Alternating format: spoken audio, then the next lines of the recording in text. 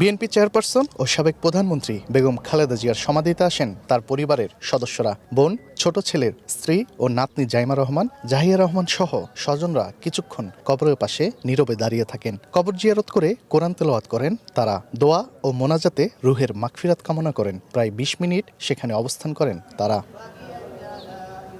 পরিবারের সদস্যরা সমাধিস্থল ত্যাগ করলে সাধারণ মানুষের জন্য উন্মুক্ত করা হয়। ছুটির দিনে সকালে তীব্র শীত উপেক্ষা করে দূর দূরান্ত থেকে ছুটে আসেন বিএনপির নেতাকর্মী ও সাধারণ মানুষ। হাতে ফুল, চোখে অশ্রু, পুষ্পস্তবক অর্পণ ও দোয়া প্রার্থনায় পুরো সমাধিস্থল জুড়ে গভীর শোকের আবহ। শুধু আমাদের নেত্রীর জন্য একটু দোয়া করা, আল্লাহ যেন তাকে জান্নাতুল ফেরদাউসের সর্বোচ্চ স্থান দান করেন। জিয়া উদ্যানে মানুষের যে ভিড় দেখছি তাতে বোঝা যাচ্ছে যে মানুষের এত দীর্ঘ ১৭ বছরে তিনি ক্ষমতায় না থাকলেও মানুষের হৃদয়ে যে আছেন এটার বহিঃপ্রকাশই। আমরা আপসহীন নেত্রী বেগম খালেদা জিয়ার রুহের মাগফিরাত কামনায় এখানে সকাল থেকে সন্ধ্যা পর্যন্ত আমরা কোরআন তেলাওয়াত করে যাচ্ছি।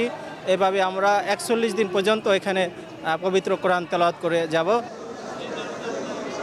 এদিকে সমাধিতে শ্রদ্ধা জানাতে আসেন বিএনপি চেয়ারপারসনের উপদেষ্টা আমানুল্লাহ আমান। এ সময় তিনি বলেন, বেগম খালেদা জিয়া ছিলেন জাতীয় ঐক্যের প্রতীক।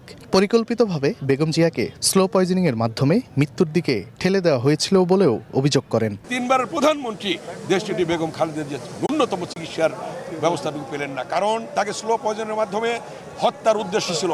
সেটাই আজকে হয়েছে। এই হত্যার দায় আওয়ামী লীগ শেখ হাসিনা এড়াতে পারবেন না, জবাব দিতে হবে। ২০২৫-এর শেষ সূর্যাস্তের সঙ্গে পূর্ণ রাষ্ট্রীয় মর্যাদায় বাংলাদেশ চিরবিদায় জানায় ৪ দশকের বেশি সময় গণতন্ত্র প্রতিষ্ঠায় অবিচল থাকা বিএনপি নেত্রীকে। প্রায় ২ দশক ছিলেন ক্ষমতার অনেক দূরে। দীর্ঘ সময় কেটেছে হাসপাতালের বেডে।